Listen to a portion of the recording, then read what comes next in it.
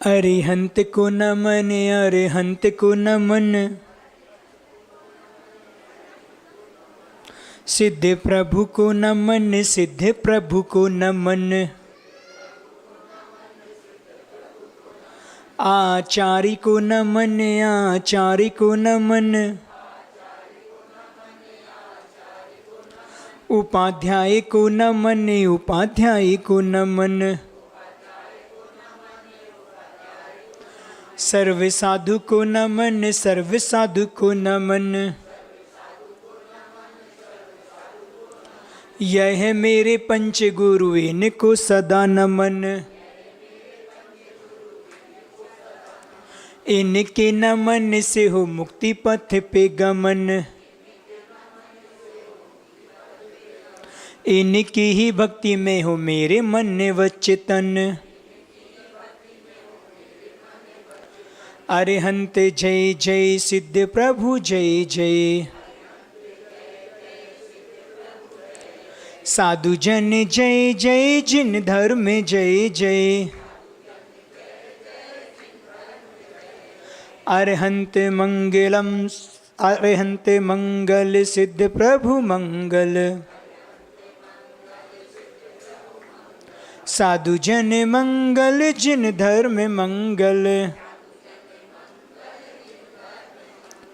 अरिहंत उत्तम, सिद्ध प्रभु उत्तम। साधु जन उत्तम, जिन धर्म उत्तम। अरिहंत शरणा, सिद्ध प्रभु शरणा। साधु जन शरणा, जिन धर्म शरणा। चार शरण अगे हरण जगत में, और न शरणा हितकारी। जो जन ग्रहण करे वे होते, अजर अमर पद के धारी। नमस्कार श्री अरिहंतों को, नमस्कार श्री सिद्धों को। आचार्यों को, उपाध्यायों को। सर्वलोक के संतों को, सर्वलोक के संतों को। अनंत आनंद सिद्ध परमेष्टि भगवंतों की, देवादेवी 1000 शांतिनाथ भगवान की, वर्तमान शासननायक भगवान महावीर स्वामी की, वर्तमान के वर्धमान हम सबके आराध्य गुरुदेव भगवान श्री विद्यासागर जी महाराज की, 3 कमनों कोटि मुनि महाराजों की। सुरपति सिर पर किरीट धारा, जिसमें मणियां कई हजारा।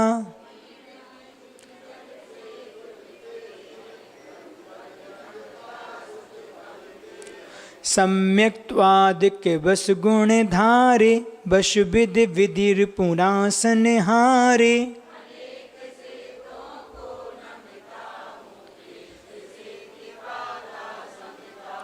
श्रुति सागर को पार किया है, सुचि संयम का सार लिया है।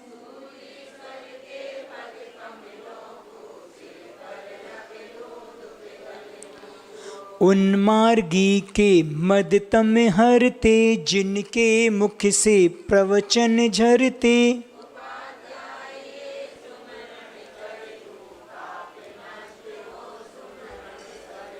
समदर्शन के दीपक द्वारा, सदा प्रकाशित बोध सुधारा।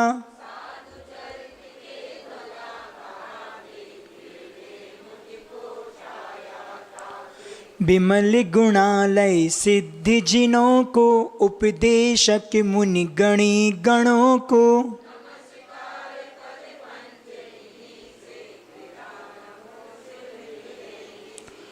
नमस्कार बर मंत्र यही है, पाप न साता देर नहीं है।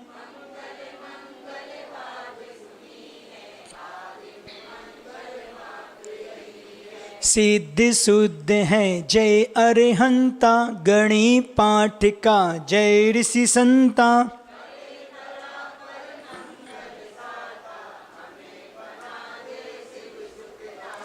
सिद्धों को जिनवर चंद्रों को, गणनायक पाठक वृंदों को।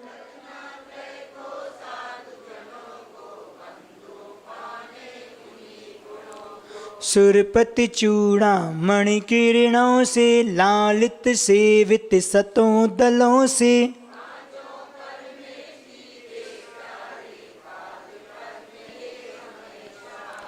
महाप्रातिहार्यों से जिनकी, शुद्ध गुणों से सुसिद्ध गण की।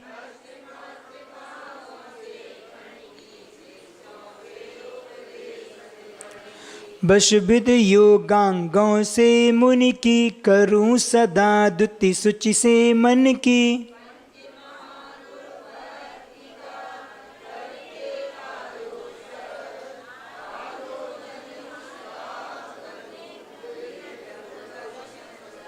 लोक शिखर पर सिद्ध विराजे, अगणित गुण गण मंडित हैं।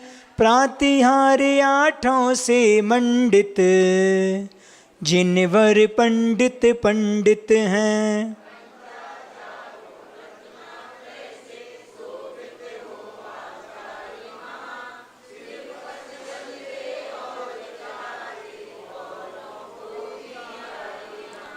उपाध्याय उपदेश सदा दे, चरित बोध का शिव पथ का। रत्नात्रय पालन में रत हो, साधु सहारा जिन मत का।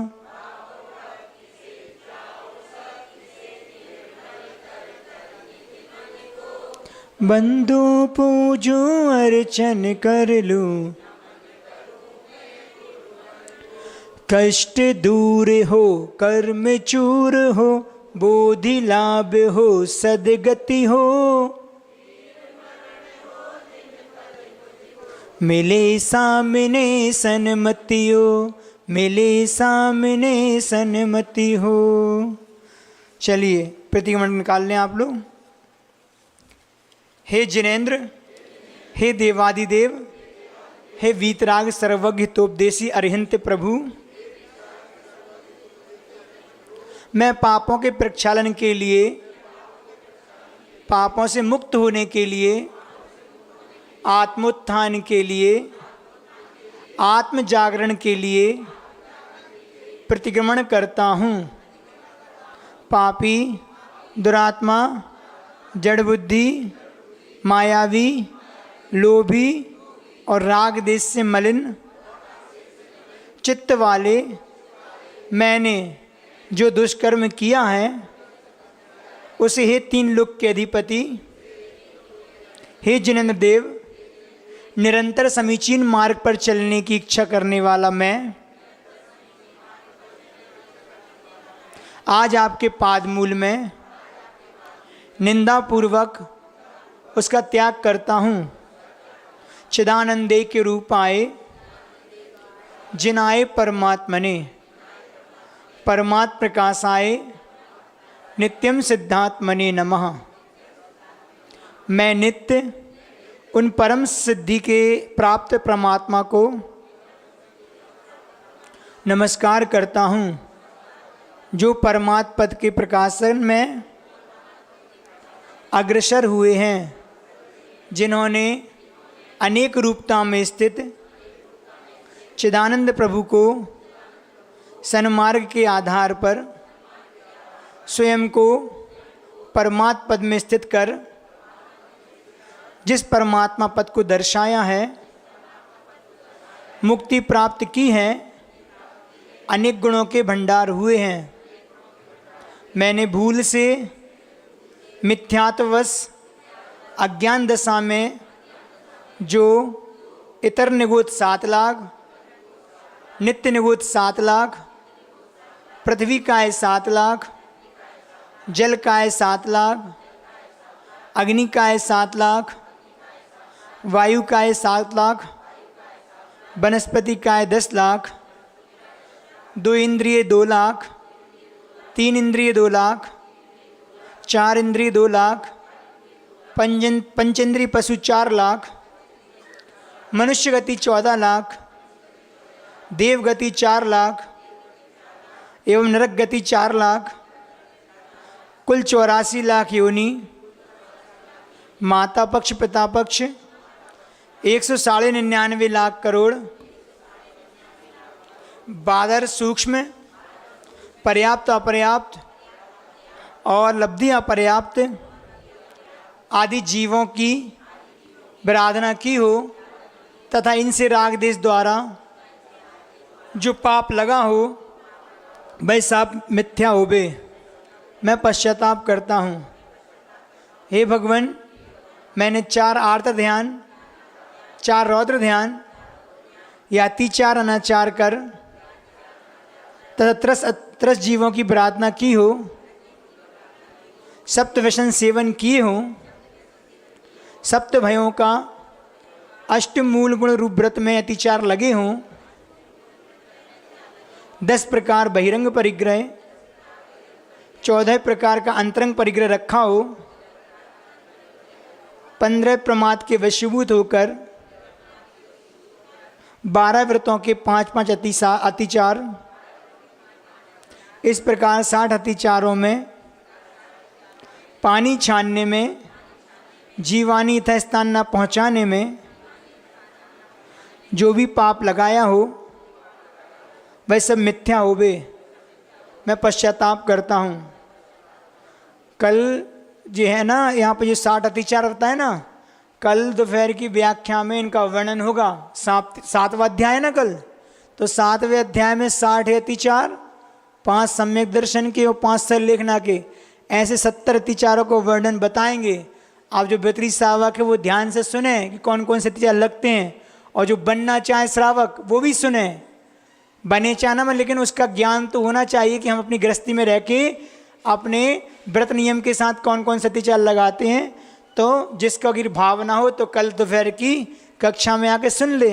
चलिए, हे भगवान, मैंने रौद्र परिणाम दुष्चिंतन में, चलने में, हिलने में, सोने में, करवट लेने में, मार्ग में ठहरने में, बिना देखे गमन करने में, मेरे मन वचन काय द्वारा जो पाप ना समझ से या समझ से लगा हो वह सब पाप मिथ्या हो, मैं पश्चाताप करता हूँ।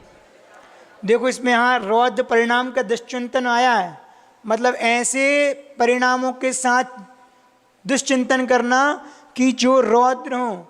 रौद्रता का मतलब ये नहीं है कि मात्र कोई डाकू है या कोई क्रूर व्यक्ति वही रौद्र होता है। हमारा रौद्र रूप हमारे घर में भी देखने को मिलता है। जब कभी भी हमारी कसाय का आवेग बढ़ता है ना, आंखें लाल हो जाएंगी, शरीर का ऐसा प्रणमन होता है कि हम भूल जाते हैं कि हम इंसान हैं कि जानवर हैं कि शैतान हैं।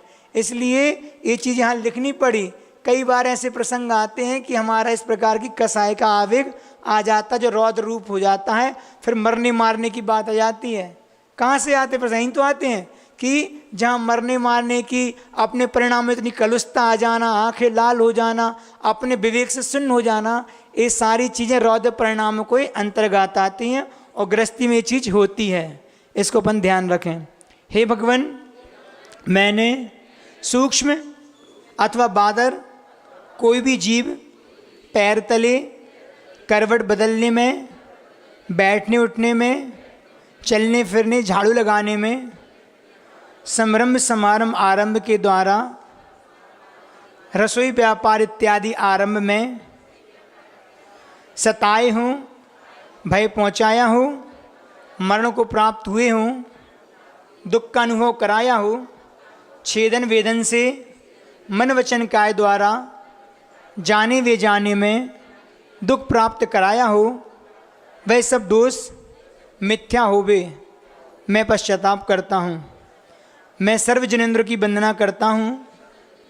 24 जिन भूत भविष्यत वर्तमान 20 तीर्थंकर कल्याणक क्षेत्र सिद्ध क्षेत्र अतिशय क्षेत्र कृत्रिम अकृत्रिम चैत्यालय की जिन मंदिरों की जिन चैत्यालयों की वंदना करता हूँ मैंने सर्वमुनि आरिका श्रावक श्राविका 11 प्रतिमाओं में स्थित साधर्मी बंधुओं की बिना समझे अनुभवी संसारी प्राणी जीवों की जो निंदा की हो, जो कटुक वचन कहे हों, आघात पहुंचाया हो, विनय न की हो तथा अन्य जीवों की निंदा गरहा की हो, वह सब पाप मिथ्या हो, मैं पश्चाताप करता हूँ। यहाँ पे सभी कृत्रिम अकृत्रिम जिन चैत्यालय विद्यमान 20 तीर्थंकर भूत भविष्य त्रिकाल 24 संबंधी सबको नमस्कार किया है। अगर आप लोग प्रतिदिन नमस्कार करना चाहें ना तो जो चैत्य भक्ति होती है ना, चैत्य भक्ति के अंत का कोई 3-4 मतलब श्लोक हैं जो प्रतिदिन मुनि महाराज पढ़ते हैं, जिसको लघु चैत्य भक्ति बोलते हैं। अगर आप लोग उसको याद कर लेना तो प्रतिदिन हम भी भगवान की वंदना करते हुए इन सारे जनालयों को और उनमें स्थित जिन प्रतिमाओं को हम नमस्कार कर सकते हैं। तो साधुओं के लिए और श्रावक के लिए भी भगवान के दर्शन करते समय 2 भक्तियां बताई हैं, वह एक लघु चैत्य भक्ति और एक पंच महागुरु भक्ति, जिसको अपन अभी पढ़ते हैं। अगर संस्कृत की आती तो अच्छी बात है, और नहीं आती तो हिंदी की याद करके प्रतिदिन भगवान के सामने पढ़ेंगे ना तो हमारी जिन चैत्यालय संबंधी पूरी वंदना हो जाएगी और पंच महागुरु भक्ति के माध्यम से 5 गुरुओं की मतलब पंच परमेष्टि की आराधना हो जाएगी। इससे मुझे पूरा लाभ होगा। तो ऐसा कर सकते हैं, जैसे अपन प्रतिक्रमण पढ़ते ना तो वो सारी देव वंदना में आ जाती है। साधु का प्रतिदिन का कर्तव्य है प्रतिदिन की देव वंदना का। सामायिक में भी आता है, सामायिक में वंदना भी होती है। हाँ आता है बिल्कुल। नहीं, आवर्त जो है ना, सामायिक की जो आवर्त होती है ना, वह भगवान की वंदना के लिए है। चारों दिशाओं में स्थित जितने भी जिन प्रतिमाएं अकृत्रिम कृत्रिम जितने चैत्यालय हैं उन सारों को मेरा नमस्कार वंदन है। पीछे से उठा के हाथों की आरत करके वो बैठ के सारे बताए वो, तो उसमें भी वंदना है। लेकिन अलग अलग से भक्ति याद हो जाएगी तो पुण्य भी लगेगा और भक्ति की भक्ति याद हो जाएगी। तो पंच महागुरु भक्ति तो सर्वगुण संपन्न है, सबको कंठस्थ करना चाहिए। और हिंदी वाली गुरुजी ने इतना अच्छा भाव भरा है इसमें कि आनंद भी आता पढ़ने में। इसलिए आप लोग पढ़ते रहें, इसको बाद में ही पढ़ते रहें, मतलब 10 दिन के बाद भी अगर मौका मिले तो इसको पढ़ते रहें। हाँ चलिए, जुआ मांस मदिरा शिकार वेश्यागमन चोरी और परस्त्री रमण, इन सप्त व्यसन सेवन में जो पाप लगा हो तस्मिच्छामि दुक्कड़म। देवदर्शन पूजन साधु परिवृत्ति स्वाध्याय संयम पालन इच्छाएं सीमित करना और अर्जित संपत्ति का सदुपयोग, इन षडावश्यक पालन में अतिचार पूर्वक जो दोष लगा हो तस्मिच्छामि दुक्कड़म। राजकथा चोर कथा स्त्री कथा और भोजन कथा करने में जो पाप लगे हों तस्मिच्छामि दुक्कड़म। जीवों को सताने वाला दुष्ट मनवचन काय, ये 3 दंड माया मिथ्या निदान, ये 3 सल शब्द गारव वृद्धि गारव और 7 गारव द्वारा जो पाप लगे हों तस्मिच्छामि दुक्कड़म। आहार भय मैथुन और परिग्रह, इन 4 संज्ञाओं के द्वारा जो पाप बंद हुआ हो तस्मिच्छामि दुक्कड़म।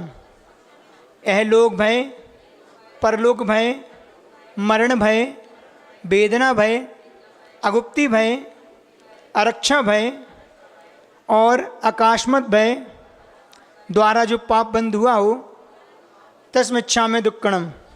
जाने अनजाने में और भी जो दोष लगे हों तस्मिच्छामि दुक्कड़म। हाँ दुट्टकयम हाँ दुट्ट चिंतियम भाष्यम च हाँ दुट्ठम अंतो अंतो नज्जम्मि पश्चत्तावेण वेयंतु। हाय हाय मैंने दुष्ट कर्म किए, मैंने दुष्ट कर्मों का बार बार चिंतन किया, मैंने दुष्ट मर्म भेदक वचन कहे। इस प्रकार मन वचन काय की दुष्टता से मैंने अत्यंत कुत्सित कर्म किए।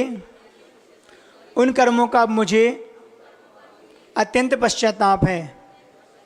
मैं समस्त जीवों के प्रति मैत्री भाव रहे, सब जीव मुझे क्षमा प्रदान करें, मेरा क्षमा भाव बने, कर्म क्षय का उपाय करूं, समाधि मरण हो, 4 गतियों में मेरा भाव निर्मल रहे, यही प्रार्थना है। मुझे निरंतर शास्त्राभ्यास की प्राप्ति हो, संत समागम का लाभ मिले, दोष के कहने में मौन रहूं, अपने दोषों को त्यागने व प्रायश्चित का भाव हो, परोपकार मिष्ट वचन प्रतिज्ञाओं पर दृढ़ रहूं, अपने दान के भाव बने। हे भगवान, जब तक मेरा भवभ्रमण न छूटे, आपकी शांत मुद्रा व अपने कर्म क्षय का प्रयास, वीतराग परिणति केवल ज्ञान द्वारा, आत्महित का मनन मुझे गति गति में प्राप्त हो, यह अंतिम निवेदन है। मेरा हृदय आपके चरणों में लीन रहे, शीघ्र भव पार हूँ, यही मेरी आपसे प्रार्थना है। कल ये दादी नहीं आई थी, कल हम बताना चाह रहे थे सामायिक में, आप बोल रही थी ना, हमने कुछ याद करके आए थे, पूरे तो नहीं बता पाएंगे समय के अभाव में, लेकिन कुछ चीज़ ऐसी होती हैं सामायिक करते समय अतिचार लगते हैं। जो 32 दोष बताए हैं वो हम प्रायः बुद्धिपूर्वक अबुद्धिपूर्वक करते हैं। कभी कभी काय की प्रतिकूलता के कारण भी, कभी कभी वातावरण की प्रतिकूलता के कारण भी, द्रव्य क्षेत्र काल के विपरीत स्वभाव के कारण भी सामायिक में जो दोष लगते हैं वह सामायिक के 32 दोषों के अंतर्गत आता है। अब जैसे खूब गर्मी पड़ रही है, आकुलता हो रही है, तो शरीर में स्थिरता नहीं बन पा रही, कहीं हाथ चला रहा, कहीं पैर चला रहे, कहीं आसन सिद्ध नहीं हो रहा, तो ये काय संबंधी है, क्योंकि काय को सबसे पहले स्थिर किया जाता है। सामायिक की भूमिका में अगर हमें ध्यान लगाना है और ध्यान की स्थिरता प्राप्त करना है, कंसंट्रेशन जिसको बोलते हैं, उसके लिए गुरुजी कहते हैं सबसे पहले आसन सिद्ध होना चाहिए। हम जिस आसन में लगाते, चाहे वो सुखासन हो, चाहे वो अर्ध पद्मासन हो, चाहे वो पद्मासन हो, चाहे खड़गासन हो, चाहे कोई सा भी आसन हो, वह आसन कम से कम 48 मिनट के लिए तो सिद्ध करो कि इसमें हिलना डुलना ना हो। साधकों से कहते हैं, गुरुजी कहते हैं कि 2.5 घंटे की सामायिक मायने नहीं रखती। अगर उसमें अतिचार और दोष लग रहे हैं तो निर्दोष अगर 48 मिनट की भी सामायिक है तो वह असंख्यात गुणी कर्म की निर्जना में कारण बनती है। इसीलिए सबसे पहले हमारा कर्तव्य होता है आसन को सिद्ध करें।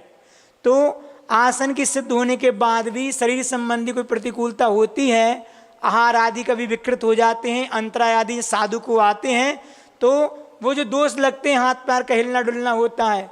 कभी सामायिक में अपन माला आदि फेरते हैं, सामायिक में काय की फिर वो स्थिरता कैसे बनी कि हम नुगलियाँ चला रहे हैं या माला चला रहे हैं, तो ये सब वो 32 अंतराय उसमें दोषों के अंतर्गत ये चीज़ें भी आती हैं। वचन संबंधी भी होती है कि सामायिक में जो हम किसी पाठ का, किसी भाव का चिंतन कर रहे हैं, उसमें अगर हम कोई पाठ की अशुद्धि पढ़ रहे हैं या बोल रहे हैं, तो वो सारी चीज़ें हमारी वचन संबंधी सामायिक के दोष में वह आ जाएगी। कभी कभी आकुलता होती है तो जल्दी जल्दी भी पढ़ते हैं, सामायिक पाठ आदि जो कुछ भी है, तो वो सारी इसके अंतर्गत आ जाएगी।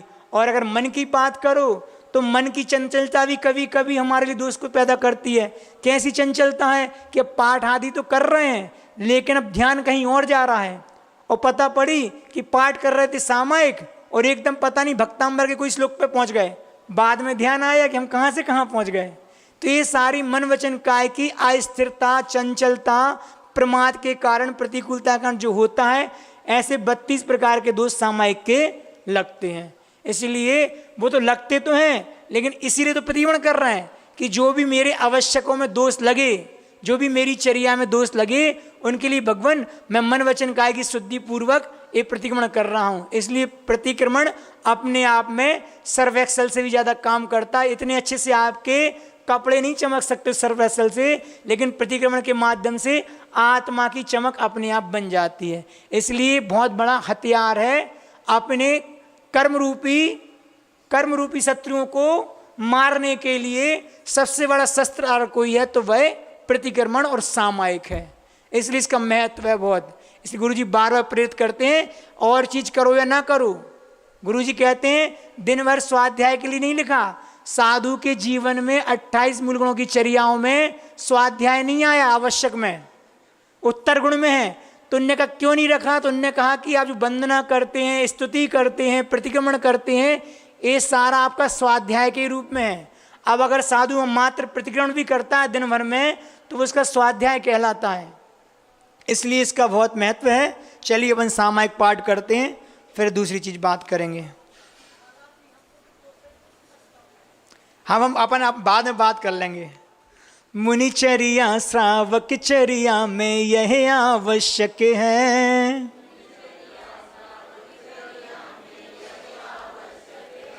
ममता तजना समता भजना ही सामायिक है। सामायिक पाठ और प्रकार के भी हैं, लेकिन चूंकि सबसे ज़्यादा आनंद इसमें आता है, भाव भी बहुत अच्छे बनते हैं, उसमें सारा विषय भी है सामायिक संबंधी। नहीं तो 3-4 प्रकार के और भी हैं। आप लोग चाहो तो अलग से भी करा सकते। किसी दिन आकर बोले महाराज जी आज दूसरा वाला करा दो, तो दूसरा भी। ये तो अपन कर ही रहे हैं, एक आध दिन दूसरा वाला भी करा देंगे। चलो नहीं, उसमें भी अच्छा लगेगा है। प्रेम भाव वाला नहीं, वो तो अपन करते ही रहते हैं। एक और है दूसरा वाला, उसमें भी पूरा जो संस्कृत का भावना द्वादश स्थिति का है उसका पूरा अनुवाद रूप में है, उसको करा देंगे कभी। चलो फिरो मत हिलो डलो मत बोल नहीं बोलो,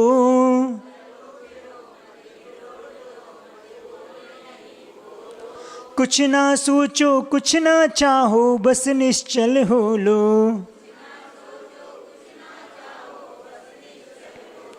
राग देश और मोह करो मत विधि आवश्यक है,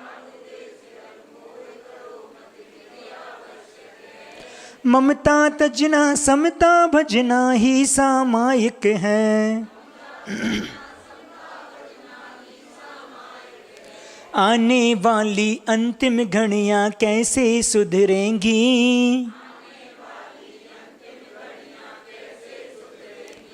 जीवन की दुर्लभतम घड़ियां यदि ये बिगड़ेंगी, अरे संभलना आज संभल जाए अति आवश्यक है, ममता तजना समता भजना ही सामायिक है। क्षमा भाव से क्रोध जीत लो मान विनय धर के,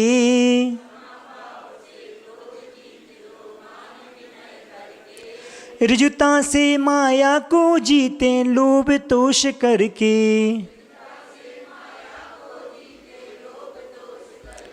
विषय विजेता कसाई जेता ही इस लायक है,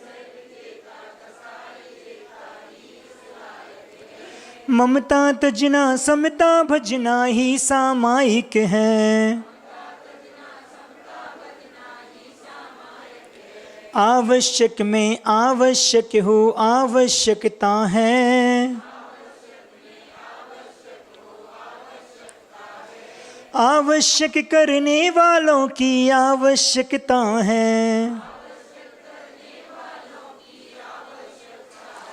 आवश्यक में सबसे उत्तम यह आवश्यक है, ममता तजना समता भजना ही सामायिक है। समता बिन उपवास वृथा है अवध बनवास वृथा,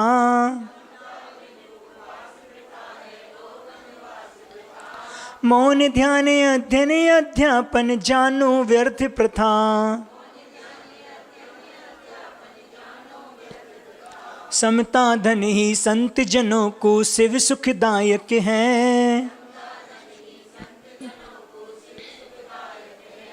ममता तजना समता भजना ही सामायिक है। अब तक जितने सिद्ध हुए हैं सबने स्वीकारा।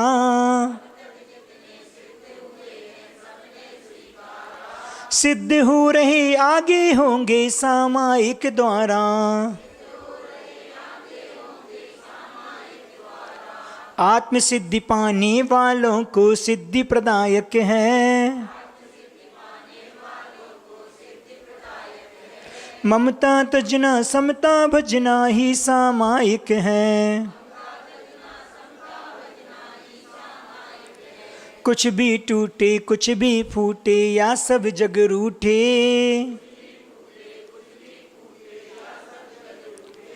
काया छूटे माया छूटे या सब जग छूटे। समता ताला कभी न छूटे परमावश्यक है। ममता तजना समता भजना ही सामायिक है। राजाओं ने राज तजा है जिसके पाने को।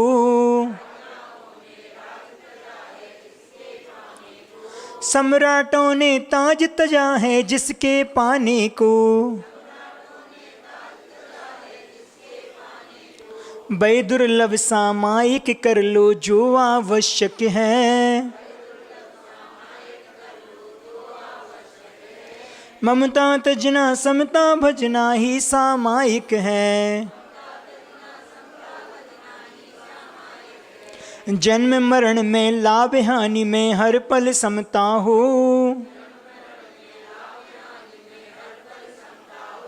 शत्रु मित्र में कांच कनक में समता समता हो। समता लाओ सुख सब पाओ यह सुखदायक है। ममता तजना समता भजना ही सामायिक है। सर्व गुणों का यही खजाना निज को पाना है। इसको लेने कहीं न जाना निज में आना है। आत्म शांति की यही विधि है यही विधायक है। ममता तजना समता भजना ही सामायिक है। सामायिक जप सामायिक तप सामायिक व्रत है। ध्यान दुग्ध धारा से निकला सामायिक घृत है। आत्म तत्व के अन्वेषी को नित्य आवश्यक है। ममता तजना समता भजना ही सामायिक है। मैं ही कर्ता कर्म करण हूँ मैं ही क्रिया हूँ। मैं ही चेतन मैं ही चिंतन मैं ही चर्या हूँ। मेरी सामायिक ही मुझको हित संपादक है। ममता तजना समता भजना ही सामायिक है। यही ज्ञान है यही ध्यान है यही साधना है। यही भाव है यही भावना यही भासना है। इस पथ पर चलने वाला ही शिव पथ नायक है। ममता तजना समता भजना ही सामायिक है। हे समता धर पारस प्रभु बर तुम्हें नमन मेरा।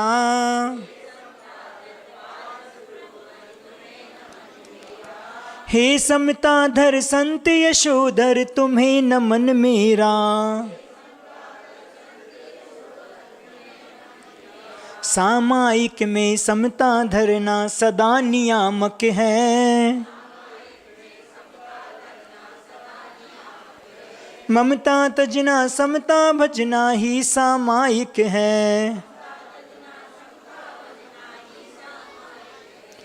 ममता तजना समता भजना ही सामायिक है। चलिए अपन थोड़ी सी ध्यान की भूमिका में आए। अभी तक अपन ने 2 दिन में सम्यक दर्शन को प्राप्त किया और अपन एक प्रयास किया था रत्नत्रय को प्राप्त करने का। वैभाव हमारे अंदर आए। आज अपन साधु जीवन के साथ कैसा अनुभव करते हैं, थोड़ा सा प्रयास अपन 5 से 10 मिनट में करेंगे। लाइटों को ये चल कर तो ये बंद कर दो, बड़े वाले हो चल, ये ठीक है, ये वाली कर दो तो ठीक है, नहीं करो तो वो भी रहने दो, इतना ही अच्छा लग रहा है। लेकिन तुम इनका वो नहीं दिखेगा माइक, वो क्या बोलते हैं, कैमरा। चलिए अपन अपने हाथों को ज्ञान मुद्रा में रखते हुए अपने दोनों पैरों के घुटनों के ऊपर रखें और शरीर को ढीला छोड़ते हुए ओंकार की ध्वनि अपन करेंगे।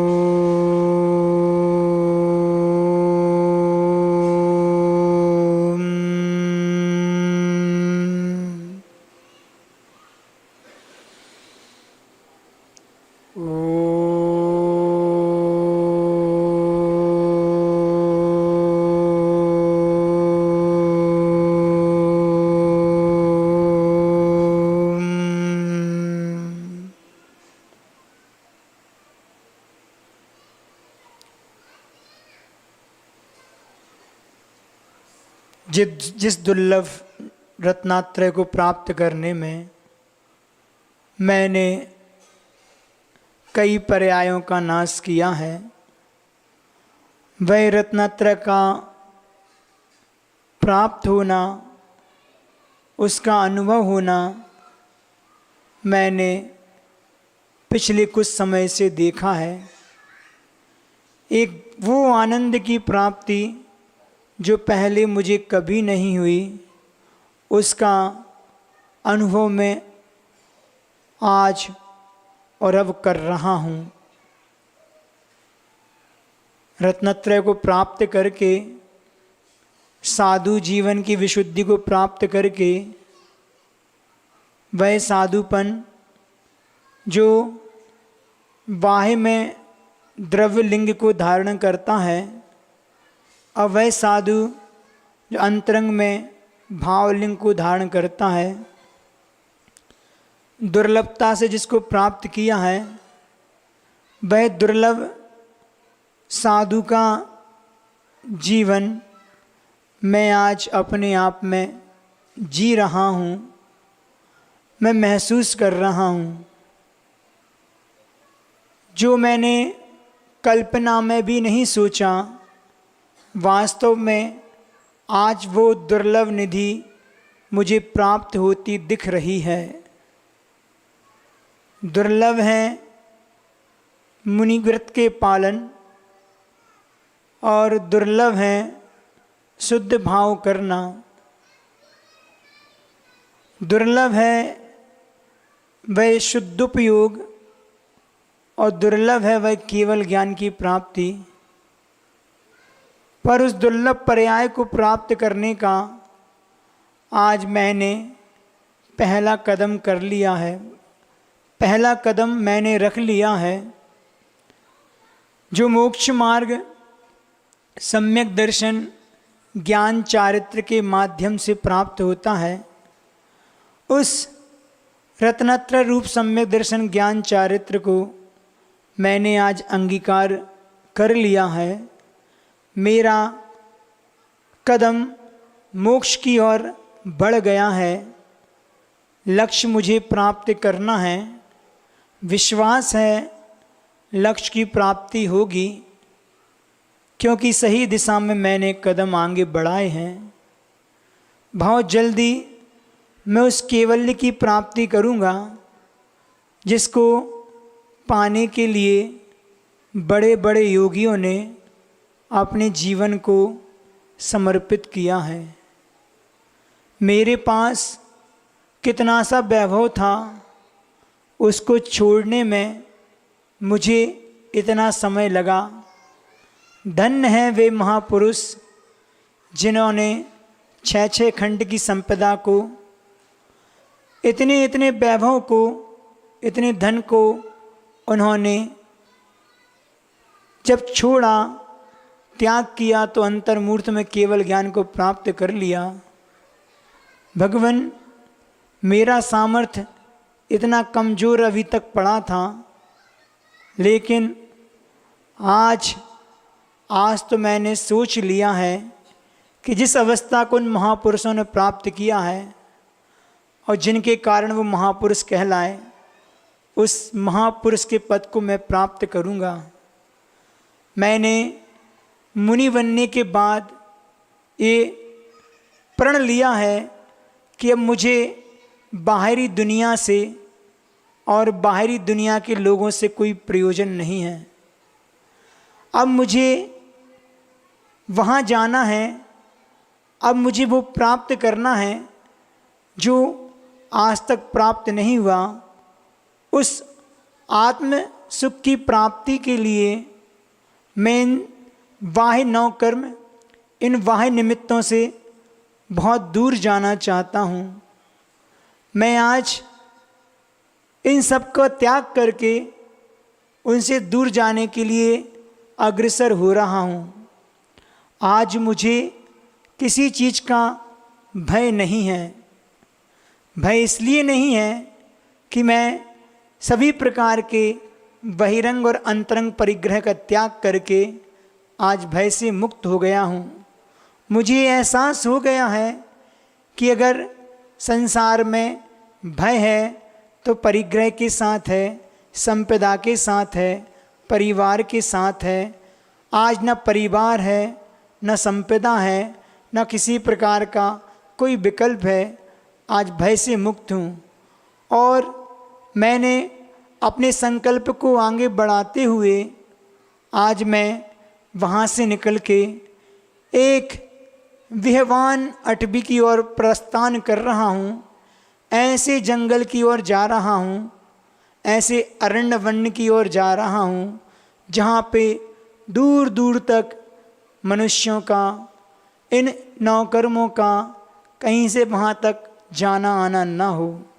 मैं पैदल विहार करते हुए, प्राशुक भूमि में चलते हुए, ईया पथ से 4 हाथ आगे देखते हुए विहार कर रहा हूँ।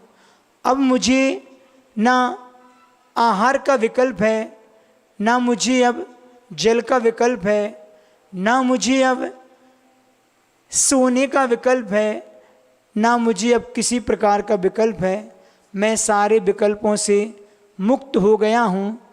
मैं धीरे धीरे अपने कदमों को इस नगर, इस महल, इस गांव से बहुत दूर लेता जा रहा हूँ।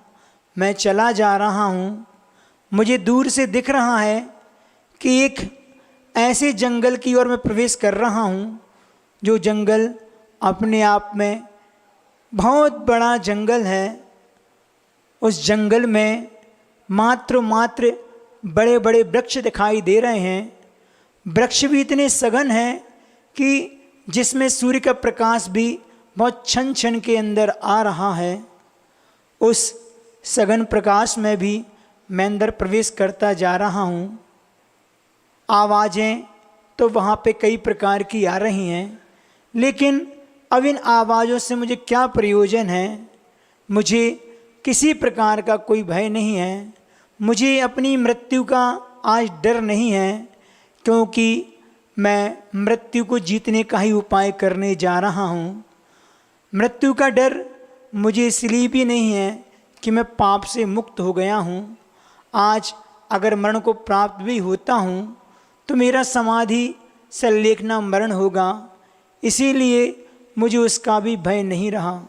मेरे कदम बढ़ते जा रहे हैं, मैं अपने कदमों को निरंतर चाल देता हुआ बिल्कुल घने जंगल में पहुंच गया हूँ, जहाँ पे दूर दूर तक किसी प्रकार का कोई आवाज़ नहीं, किसी प्रकार की कोई ध्वनि नहीं, एकदम पिन ड्रॉप साइलेंस वहाँ पे मुझे महसूस हो रहा है। आज मुझे लग रहा है कि मैं आज अपनी आत्मा से कुछ बात कर सकूँगा।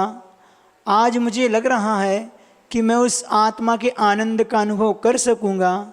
इस प्रकार का अनुभव करते हुए मैंने देखा कि एक पेड़ के नीचे एक बहुत बड़ी शिला विराजी है, और मैंने अपनी पीछे से मार्जन करते हुए उस शिला पर बैठकर योग धारण करने का एक विकल्प मैंने सोचा है, और मैं उस शिला पर बैठ गया हूँ।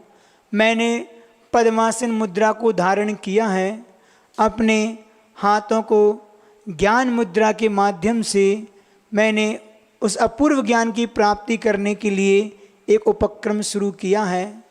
मैंने अपनी दोनों आँखों को नासा दृष्टि पर रखते हुए चिंतन में मैं गहराइयों में मैं जाने का प्रयास कर रहा हूँ, और मुझे विश्वास है कि आज मुझे अपनी आत्मा का दर्शन अवश्य होगा।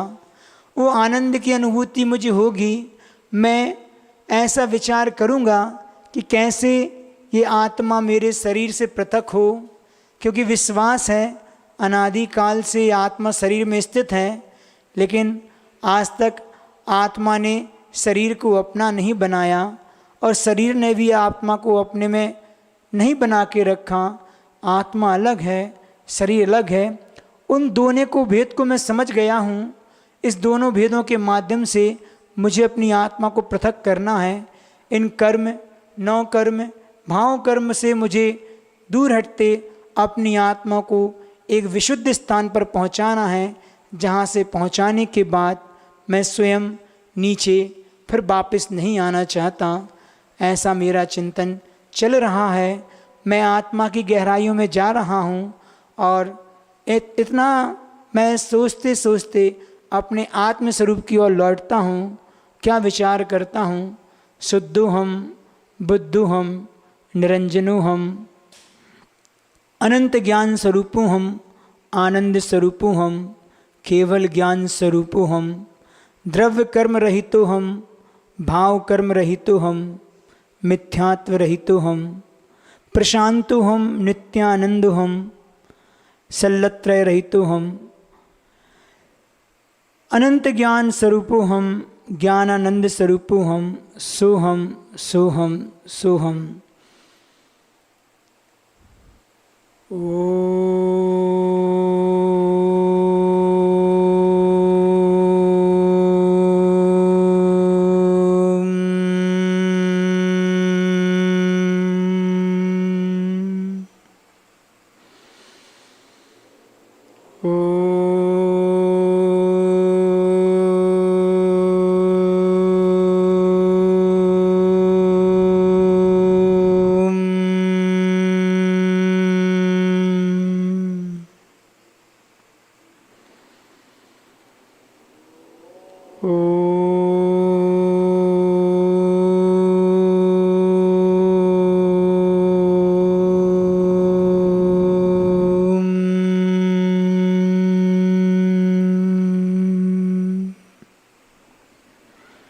स्वस्थ अवस्था को प्राप्त करें। अपने हाथों को घर्षण के माध्यम से अपने शरीर का स्पर्श करते हुए स्वास्थ्य का लाभ लेते हुए अपन आगे चलें।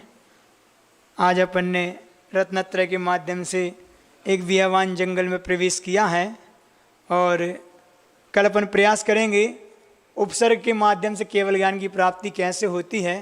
थोड़ा चिंतन के माध्यम से अपन आगे चलेंगे। चलिए अपन आज बात करते हैं संयम के बारे में। चूँकि आज संयम का दिन है और आज का दिन अपने आप में 10 धर्मों में सबसे बड़ा होता है। संयम के अंतर्गत 10 धर्म गर्वित हुआ करते हैं। और साथ में आज दोपहर में अपन ने एक कार्यक्रम और किया था, शिक्षक दिवस मनाया था। और ये दिन भी अपने में बहुत बड़ा दिन होता है, क्योंकि आज अगर हम यहाँ बैठे हैं तो कहीं ना कहीं हमारे अंदर कोई अच्छे संस्कार हैं। ऐसे संस्कार ही हमारे लिए यहाँ बैठने के लिए मजबूर किए हुए हैं। जिनके पास संस्कार नहीं वह यहाँ तक आ ही नहीं सकते। और दूसरी बात, शिक्षा का सीधा सा फल संस्कारित होना ही है। आज वर्तमान की शिक्षा नीति ऐसी हो गई है कि आज बच्चे भी चाहते हैं कि अर्थकरी विद्या प्राप्त करें, और आज के शिक्षक भी मात्र अर्थ से ही प्रयोजन रखते हैं। उपकार और परोपकार का सारा भाव आज शांत हो गया है। बहुत अच्छी लाइन थी। शिक्षक किसे कहते हैं? तो कहते हैं कि शिक्षक शब्द का अगर अपन ऑपरेशन करें तो 3 शब्द निकलते हैं। शिक्षक का सा बोलता है कि जो शिखर तक ले जाने वाला हो। शिक्षक का सा बोलता है जो शिखर तक ले जाने वाला हो। और शिक्षक का छ बोलता है जो क्षमा भाव को धारण करे। और शिक्षक का क बोलता है जो हमारे कर्मों को दूर करने में कारण बने। तो अपने आप में मेरे कसायों को दूर करे, जो मुझे क्षमा का भाव धारण कराए और जो शिखर पर ले जाए, वह शिक्षक होता है। तो गुरु का महत्व अपने आप में वर्तमान में भारतीय संस्कृति का हो या जैन संस्कृति का हो, गुरु का अपने आप में बहुत महत्व है। गुरु शब्द अपने आप में, अगर गुरु शब्द को कहें पर्यायवाची, तो वजनदार होता है। गुरु मतलब वजन, भारी। कहते हैं गुरु शब्द अपने आप में इतना भारी है, इतना भारी है, इतना भारी है कि सारा संसार भी मिलकर गुरु का भार नहीं उतार पाता। इसलिए सारा संसार गुरु का आभारी होता है। हम सब कहीं ना कहीं गुरु के आभारी हैं। अब वो गुरु कई रूप में होते हैं जिनके माध्यम से मुझे शिक्षा प्राप्त हो। हर वो व्यक्ति गुरु है, चाहे वो माँ हो, चाहे मित्र हो, चाहे वो पत्नी हो, चाहे वो कोई भी हो। जीवन के अनुभवी गुरु का काम करते हैं। तो अपने जीवन में भी अगर संस्कारों को लाना है और संयम का प्रवेश चाहिए, क्योंकि शिक्षा संस्कार ही हमारे जीवन में आचरण के विकास में कारण बनती है। इसलिए वो हमारे जीवन में आए, ऐसी हम आपसे भावना करते हैं। आज यहाँ पे संयम का दिन है और अपन संयम की कुछ बात करें। उसके लिए एक छोटी सी बात याद आ रही है कि एक वाणी का संयम होता है, एक मन का संयम होता है और एक वचनों का संयम होता है। तीनों प्रकार के संयम होते हैं। तो सबसे ज़्यादा पाप अगर व्यक्ति कमाता है तो वह मन के माध्यम से कमाता है। हमारा सबसे ज़्यादा व्यापार होता है तो मन का होता है। कहते हैं ये मन ही है जो हमारे लिए, अगर हम इसका सदुपयोग कर लें तो हम मोक्ष की यात्रा भी कर सकते हैं। और ये मन का ही सदुपयोग कर लें तो हम, अगर दुरुपयोग करते हैं तो ये मन ही हमारे लिए नरक को ले जाने वाला है। मन ही मेरे पतन में कारण है और मन ही मेरा उत्थान में कारण है। इसलिए सबसे ज़्यादा हमारे लिए अंतरंग साधना के रूप में अपने मन पर विजय प्राप्त करना है बताया जाता है। गुरुदेव कहते हैं कि मन से काम लो, मोक्ष मार्ग में मन से काम लो, मन का काम नहीं करो। हम क्या करते हैं? मन से काम नहीं लेते, मन का काम करते हैं। और हमेशा मन ने आत्मा को परास्त करके रखा है। आत्मा तो चाहती है कि अच्छा पुरुषार्थ करें, जीवन को अच्छा बनाए, लेकिन बीच में मेरा मन बोलता है कि कहाँ लगे हो, ये नहीं करो। जब भी मन भाव होता है कि चलो मंदिर चलें, पर्व के दिन हैं, या चलो सामान्य से ही मंदिर पूजन करने चलें, तो कई प्रकार के विकल्प मन में पैदा हो जाते हैं, कई प्रकार की बाधाएं मन पैदा कर देता है। लेकिन जब मौज मस्ती की, घूमने की, फिल्म देखने की बात आती है तो मन बहुत अच्छे शहर से खाने पीने के लिए तैयार हो जाता है। अच्छे कार्यों के लिए मन हमेशा हमारा पीछे रहता है। इसलिए मन को अपने कंट्रोल में रखना बहुत ज़रूरी होता है, नहीं तो हमारा हिरास ही हिरास होता है। उन्होंने लिखा है ये मन हमारा कुत्ते की तरह होता है। कुत्ता समझते ना? कुत्ते को आप कितने ही अच्छे से रखो, नहलाओ धुलाओ, एसी गाड़ी में घुमाओ, ब्रांडेड बिस्किट खिलाओ, उसको सोने की चांदी की चैन में रखो, लेकिन कुत्ते का स्वभाव होता है कि जैसे उसकी चैन छूटेगी, उसको स्वतंत्रता प्राप्त होगी, वह गंदगी में जाके बैठेगा। ऐसे ही हमारे मन का स्वभाव है, इसको कितने अच्छे उपयोग में लगाओ, गुरुओं की सानिध्य सन्निधि को प्राप्त कराओ, भगवान के पास बिठा लो, 2 घंटे पूजन कर लो, 7 स्वाध्याय कर लो। जैसे ही पंच वहाँ से निकलते हैं तो पंचेंद्र के विषय में वो ऐसा रम जाता है, सारी चीज़ें भूल जाते हैं। तो ये मन पर संयम रखना अपने आप में बहुत ज़रूरी है। और दूसरा है वाणी का संयम। वाणी का संयम किसे कहते हैं? अपन 2-3 दिन से बहुत बातें कर रहे हैं, आज एक बात और बता दे रहे हैं। हमारे शरीर में 5 इंद्रियां हैं, 5 सेंस है ना, 5 ऑर्गन जिसको बोलते हैं। कौन सी? अगर अपन देखें, आँख है, कान है, नाक है, स्पर्श है और जिह्वा है। आप विचार करें, आँखें कितनी होती हैं? 2 होती हैं। काम क्या होता है? काम 1 होता है, देखना। कान 2 होते हैं, काम 1 होता है, सुनना। और क्या बचा? स्पर्श का तो विषय पूरा शरीर ही है, मतलब पूरा वही है। और चौथी चीज कौन सी है? नाक। नाक में छिद्र 2 हैं, काम 1 है, सूंघना। लेकिन मात्र 1 मुंह ऐसा है, जिह्वा है 1 और काम 2 है। रसना इंद्री का विषय मात्र 1 है, काम 2 है, चखना और बकना। ऐसा ही होता है ना। एक इंद्रिय ऐसी है जिसके काम 2 हैं, बाकी सारी इंद्रियां 2 हैं, काम 1 है। तो ये वाणी है हमारी, इसके माध्यम से हमें कैसा उपयोग करना। सिर्फ 2 इंद्रियां एक ऐसी हैं जिनके माध्यम से पूरा जीवन हमारा गर्त में चला जाता है। आचार्यों ने लिखा है, एक रसना इंद्री और एक काम इंद्री, इसको स्पर्श इंद्री बोलते हैं। इन 2 इंद्रियों के कारण सारा संसार गाफिल है, सारा संसार इन 2 इंद्रियों परेशान है। जिसने इस पर विजय प्राप्त कर ली वह 2 हाथ का परमेश्वर है। क्या कहा? जिसने वर्तमान पंचम काल में अगर इन 2 इंद्रियों पर, एक रसना और एक स्पर्शन, इन 2 इंद्रियों में जिसने विषय प्राप्त कर ली, वह पंचम काल का भगवान है, 2 हाथ का परमेश्वर कह दिया। हमारे साधु संत क्या हैं? इन पर ही तो विजय प्राप्त करके यहाँ तक आए हैं, क्योंकि सबसे ज़्यादा आसक्ति इसी में देखी जाती है।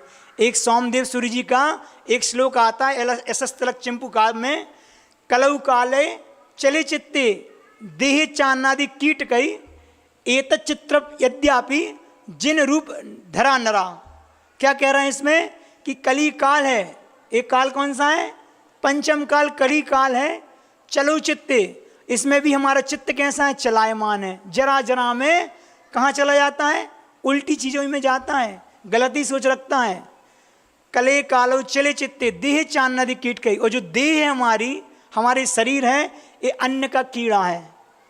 इसके बाद भी आश्चर्य की बात है कि ऐसे कली काल में भी जिन रूप को धारण करने वाले मुनिराज विद्यमान है, ये अपने आप में बहुत बड़ा आश्चर्य है। ऐसा आया है और ये बात पक्की है, इस काल में साधु बनना मतलब तलवार की धार पे चलना है, चल ही रहे हैं। लेकिन और ये बात भी पक्की है कि मुक्ति मिलना नहीं है।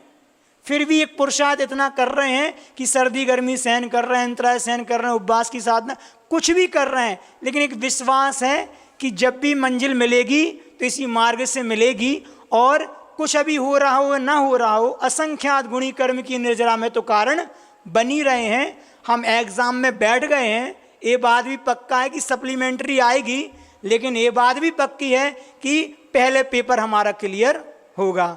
अभी यहाँ बहुत से लोग ऐसे हैं जो अभी उस पेपर के लिए तैयारी तो दूर की बात है, अभी तो एडमिशन भी नहीं लिया उस क्लास में। आज संयम का दिन है, कुछ ना कुछ पुरुषार्थ तो करना चाहिए।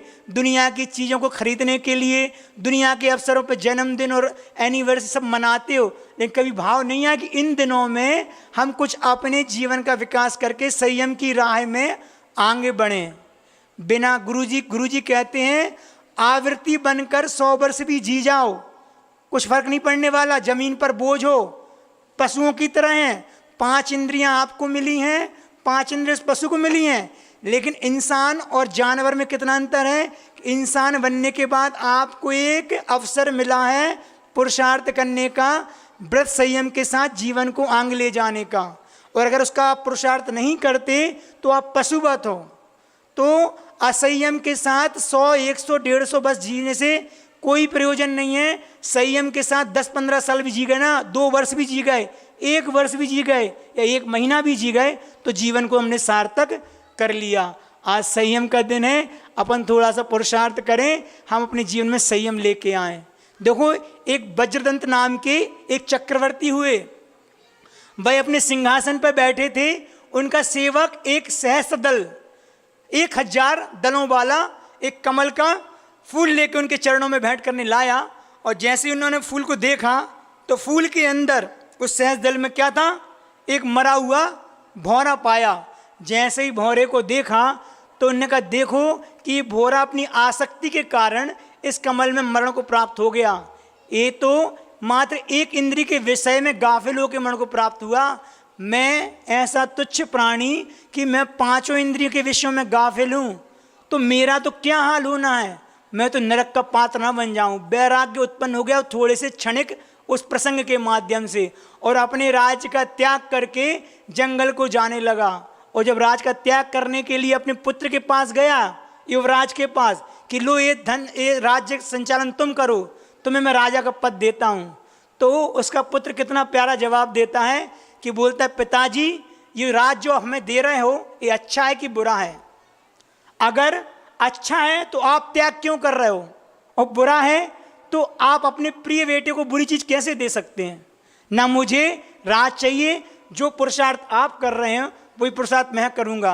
कहते हैं वहां पे कि उस राजा के पुत्र जो अभी गर्भ में है, उसकी पत्नी के उस गर्भ में उसका तिलक करके दोनों बाप मतलब पिताजी और बेटा 1000 लड़कों के साथ, अपने पुत्रों के साथ दीक्षित हो जाते हैं। ये है संयम की महिमा। अपन देखो छोटी सी संपत्ति में कैसे विषयासक्त रहते हैं, छूटती नहीं है। और अपन अपनी कल्पना महापुरुषों से करते कि महाराज महापुरुषों ने भी तो वैभव को देखा है, उनने भी तो वैभव को भोगा है, हम अगर थोड़ा सा भोग रहे हैं तो क्या बात है। ध्यान रखो, वो महापुरुष हैं, वो उस कीचड़ में जाने के बाद भी बहुत आसानी से उस कीचड़ से बाहर निकल आते हैं। लेकिन हम ऐसे पुरुष हैं, अब पुरुष हैं कि नहीं है भगवान जाने, कि हम छोटी सी भी कीचड़ में जाते हैं उसमें, उसके बाद भी हम पूरे जीवन भर उस कीचड़ से बाहर नहीं निकल पाते। अब ये तो अपन को सोचना है कि हम उस कीचड़ से बाहर निकले कि ना निकले। एक प्रसंग आता है रहीम का दोहा, रहीमन जिब्वा बावरी कही गई स्वर्ग पताल, आप तो कह गए भीतर गई जूती खात कपाल। हे जीव के माध्यम से कह तो देते हैं, लेकिन किसको भोगना पड़ता है? इस काय को भोगना पड़ता है।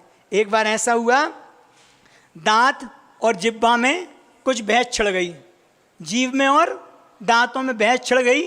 दांत ने जीव से कहा, कैसी बेशर्म है, कैसी बेशर्म है, सारा परिश्रम मैं करता हूँ और रसपान तू करती है। क्या मतलब? जीव ने अपने पैनेपन को और पैना करते हुए कहा कि सुनो, मेरे सामने ज़्यादा चवड़ चवड़ मत किया कर। किसने कहा? जीव ने दांतों से, नहीं तो थोड़ी देर में सब समझ में आ जाएगा। तो इतना सुनते ही दांत को गुस्सा आ गया। गुस्सा आया तो उसने जीव से अपने दोनों जबड़ों को दबा दिया, दबोच दिया। तो जीव क्या हो गई? तिलमिला गई। जब जीव तिलमिला गई तो बोली, ठीक है, तूने मेरा अपमान किया है, तूने मेरा अपमान किया, अब मैं तुम्हें अभी मचा चखाती हूँ। फिर दांत बोला कि मैं 32 हूँ। कितने हूँ? 32, और तू अकेली है, तू मेरा क्या बिगाड़ेगी? तो जीव ने कहा, जरा ठहर, अभी देखती हूँ, बताती हूँ। कुछ ही समय बीता कि वहाँ से एक पहलवान आता हुआ दिखा, और जिब्बा ने उस पहलवान को 4-5 गालियाँ सुना दी। पहलवान ने गुस्सा आया और उसने एक घूसा मुंह में दिया। फिर क्या था? मुंह में से दांतों की पूरी 32 की 32 लड़ी बाहर आ गई। तो कहते हैं किले की बन गई खाई। तो इस प्रकार अपने आप में वचनों में थोड़ा सा असंयम की मेरा क्या बिगाड़ हो जाता है, अपन को देखने में आता है। ये तो दृष्टांत है, जिह्वा से पटवाकर शकल ही बिगड़ जाती है हमारी। जिह्वा इतना बड़ा काम करती है, तो चखना और बकना ये दो काम हमारी जिह्वा के हैं। इस तरह अगर वाणी का या संयम का फल है तो सोचो हम इतने सारे शब्दों का अपने मन का दुरुपयोग करते हैं, काय के ही माध्यम से हम कितने असंयम को अपने जीवन में पाल करते हैं, इससे कितना हमारा नुकसान होता है। कहने को बहुत सी हैं, पांचों इंद्रियों के अलग अलग विषय हैं, उनके विषयों में फंस कर यह जीव अपना घात करता है। तो हम तो पंच इंद्रियों को धारण कर रहे हैं, पांचों इंद्रियों के भोग कर रहे हैं, हमारा क्या होगा। ध्यान रखो, वैभव पर बैठ के अगर मरण को प्राप्त करेंगे, सबके लिए बोल रहे हैं, जिस जिस भोग को हम भोग रहे हैं संपदा को, उसको बगैर छोड़े अगर मरण को प्राप्त करोगे, नियम से अधोगति के पात्र हम होंगे। मना नहीं है, भोग लो जितना भोगना है, लेकिन समय रहते इसको छोड़ने का भी पुरुषार्थ करना, और जिस अभी जो जीवन जी रहे हैं उसमें आसक्ति भी कम रखना। हाँ, पुण्य से प्राप्त हुई ये संपदा हम भोग रहे हैं, लेकिन ये मेरी नहीं है और इसको मुझे एक दिन छोड़ना है। ये बात पक्की है कि जो संपदा है उसको आप नहीं छोड़ोगे, उस घर को, उस वैभव को, एक दिन वो आपको छोड़ के जाएगी। इसलिए ज्ञानी वो है, बुद्धिजीवी वो है जो समय रहते उसका त्याग कर दे। इसलिए अगर त्याग नहीं करोगे तो नियम से अधोगति के पात्र होंगे। राजेश्वरी सो नरकेश्वरी, ये आया है। चक्रवर्ती अगर अपने वैभव का त्याग ना करे तो नियम से नरक जाए। वो जाने वाले गए भी हैं, लेकिन हाँ, 2 गए हैं, 2 स्वर्ग गए हैं, 2 नरक गए हैं, और 8 बाकी के 8 मुक्ति को प्राप्त हुए हैं। तो अपन को इस चीज़ को विचार करके यहाँ पे सोचना है। इतना ही संयम के दिन पर्याप्त है। कहने को बहुत सी बातें, लेकिन कम में ज़्यादा समझ में जाए तो अच्छी बात है।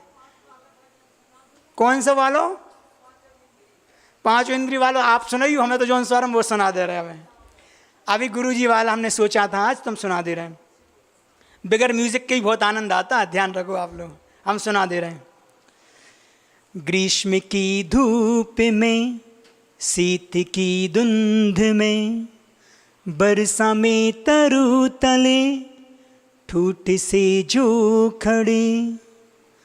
ग्रीष्म की धूप में, शीत की धुंध में, बरसा में तरु तले ठूठ से जो खड़े। सबका परमात्मा बन गया आत्मा, सबका परमात्मा बन गया आत्मा, खुद में ही खो गए हैं, हम उन्हीं के हो गए हैं, हम उन्हीं के हो गए हैं। नग्न जर जर सी देह, ज्ञान करुणा स्नेह, शाम का सूर्य था, कृत्य का बोधता। पदवी को छोड़कर, मोह को तोड़कर, पदवी को छोड़कर, मोह को तोड़कर, दे उजाला जगत से गए हैं, हम उन्हीं के हो गए हैं, हम उन्हीं के हो गए हैं। ज्ञान रवि की तपन, विद्याधर का बदन, विद्या ज्योति जली, जग की प्रज्ञा जगी। शिष्य को गुरु बना, ज्ञान देकर घना, शिष्य को गुरु बना, ज्ञान देकर घना। देह को बस जो बदल गए हैं, हम उन्हीं के हो गए हैं, हम उन्हीं के हो गए हैं। मेरे गुरु हैं महा, इनसा जग में कहाँ। प्याया जब से दरस, हुआ सम्यक दरस। हो समाधि मरण, फिर से हो गुरु मिलन। हो समाधि मरण, फिर से हो गुरु मिलन। एक यही कामना कर चले हैं, हम उन्हीं के हो गए हैं, हम उन्हीं के हो गए हैं। ग्रीष्म की धूप में, शीत की धुंध में, बरसा में तरु तले ठूठ से जो खड़े। सबका परमात्मा बन गया आत्मा, सबका परमात्मा बन गया आत्मा, खुद में ही खो गए हैं, हम उन्हीं के हो गए हैं, हम उन्हीं के हो गए हैं। आचार्य गुरुदेव भगवान श्री विद्यासागर जी महाराज की। गुरुदेव को 4 लाइन समर्पित करते अपनी वाणी को विराम देंगे और आप लोग 9 बार नमोकार मंत्र करके यहाँ से उठेंगे। रूप भक्ति का निरखता है तब क्षमता है, रूप भक्ति का निरखता है जब क्षमता है, शिष्य ढल जाए गुरु में तब गुरु बनता है। हजारों साल जब करती है साधना या धरती, तब कोई बिरला ही व्यक्ति आचार्य विद्यासागर बनता है, तब कोई बिरला ही व्यक्ति आचार्य विद्यासागर बनता है। गुरुदेव भगवान श्री विद्यासागर जी महाराज की जय। 9 बार नमो।